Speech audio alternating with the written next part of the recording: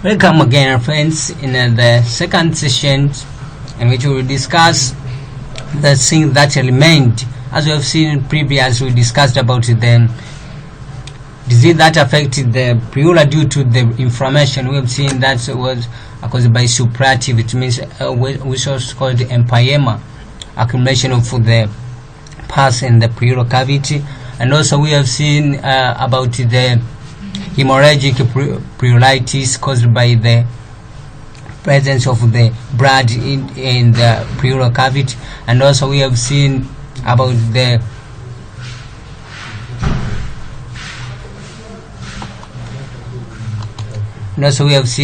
cellulose fibrinous pleuritis, which is caused by the presence of cellulose and fibrinous materials in the pleural cavity. And now we are going to look on another group of the disease that affect the pleural cavity, and this we look on the non-inflammatory pleural effusions. It means there will occur the pleural effusion, but this pleural effusion is not accompanied with the inflammation to the pleural membranes, and also it means it is another mechanism of causing effect to the pleura. Let's start with the hydrocephalic. Hydro means water. Yes, it means hydrocephalic. This is a types of pleural effusion by which the transudate or cellulose fluid, sometimes called, is accumulate in the pleural cavities. Here the transudate accumulate in the pleural cavity. This is in contrast with the hemorrhagic. Is in contrast with the suppurative or empyema. We have seen that in the previous session. Suppurative or empyema pleuritis is due to accumulation of exudate, but here it's due to accumulation of transudate. So the difference between hydrocephalic and the suppurative or empyema pleuritis is one is due to accumulation of exudate, and another due to accumulation of the transudate. And this transudate is a clear straw colored. It's clear and straw colored, and may occur either unilateral or bilateral. It means it occur in either in one lung or sometimes may occur in both two lungs. What are the causes of the hydrocephalic? Hydrocephalic is caused by various factors. For example, congestive heart failure and an increase of pulmonary hydrostatic pressure. We know that if the pulmonary hydrostatic pressure is increased, it means it will force fluid to move out of the lungs, and sometimes this fluid may go and accumulate in the pleural lining in the lungs, and therefore cause what's called hydrocephalic. Also we have liver cirrhosis and renal failure. Liver cirrhosis, it means when someone has liver cirrhosis, will affect the extent of protein like albumin, which are so essential in maintaining the ocontic pressure. And also renal failure also. Yeah, this may cause the accumulation of the cellulose fluid in the lungs. And also this occurs, liver cirrhosis and renal failure occurs due to the imbalanced proteins that are essential in maintaining the ocontic pressure. So once these are disrupted, it means the hydrostatic pressure will get a power and force this fluid to go in the other parts of the body, especially in the pleura. Another concept is about hemothorax. Hemothorax is accumulation of pure blood in the pleural cavities. We have seen that the hemothorax and the hemorrhagic pleuritis are in contrast. But you have seen that all hemorrhagic is also there is accumulation of blood, and also hemothorax is accumulation of blood. And here also in hemothorax means there is accumulation of pure blood. And also in hemorrhagic there is accumulation of blood. So what makes the difference between hemothorax and hemorrhagic is that in hemorrhagic is due to inflammation. So if it's due to inflammation, there will be accumulation of the inflammatory cells. But the hemothorax is non-inflammatory, so we expect not to see the inflammatory cells here. What are the causes of hemothorax? Hemothorax can be caused by various factors. For example, mechanical damage that due to trauma that occur in the chest wall. Also, if there is a damage to the thoracic viscera and rupture of an aortic aneurysm. What is an aortic aneurysm? We will see the short diagrammatical presentation about the rupture of an aortic aneurysm. This one. This is called an aortic aneurysm. And if we look on this presentation, this is a normal abdominal aorta. But once there occur effect, for example, in the connective tissue that form this blood vessel, there will occur the aortic aneurysm. And once rupture, you will see something like this. There will be a blood that is discharged.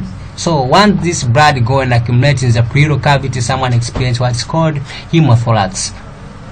And what to note is that once there is a accumulation of blood in the pleural cavity, it should be removed as early as possible, because if it will not be removed, the blood will clot and organize. Once it's clot and organized, will that is the formation of fibrinous adhesions, and also can cause obliteration of the pleural cavity, which might cause the death of a patient.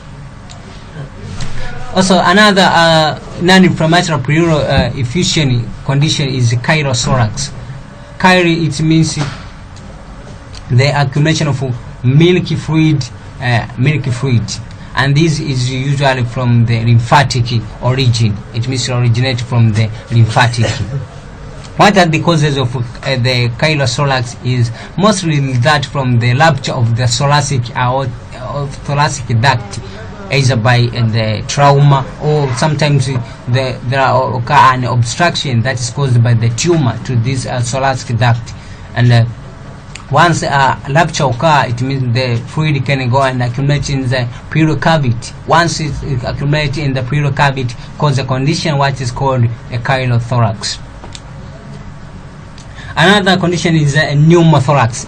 Also, pneumothorax is a non-inflammatory conditions that occur in the pleural cavity, and pneumo means air. So pneumothorax is the condition that means there is accumulation of air in the pleural cavity, and the pneumothorax can be caused by various factors. For example, sometimes may be spontaneous. It means it's itself not triggered by any external agent. For example, if there is a rupture of the alveoli, yes, you get a spontaneous pneumothorax. And sometimes can be due to traumatic. For example, the perforating injury to the chest.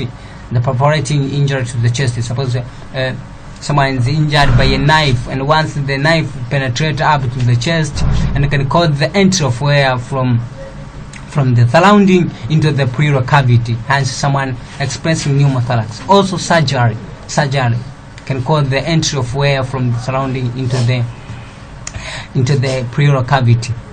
Sometimes maybe caused by therapeutic causes.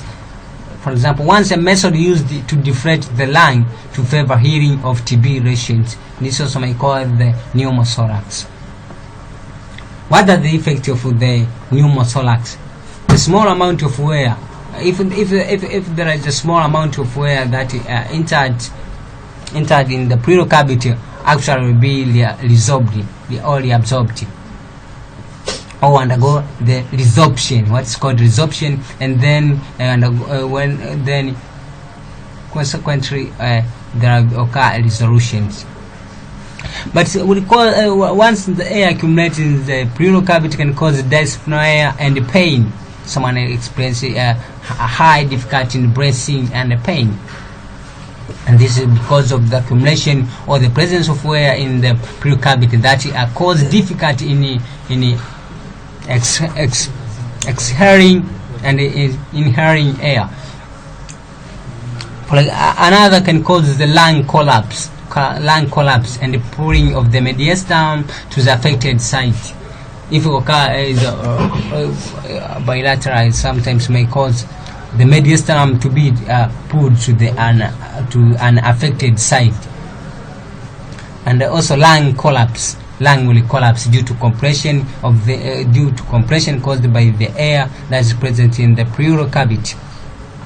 Also may act as a flap valve entry of air during inspiration but trapped during inspirations, and this is called what's called tension pneumothorax. Also, okay, I think this will be the session that will be the third session about this topic.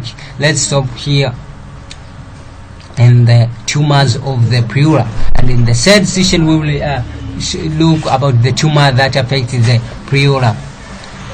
Welcome again, and don't forget to subscribe our channel to get more upcoming videos and more concepts concerning about the medicine, because these are the concepts that are so useful for those people who are in medical field and other people who are not in medical field, because they can gain understanding about what is going on the body of the humans.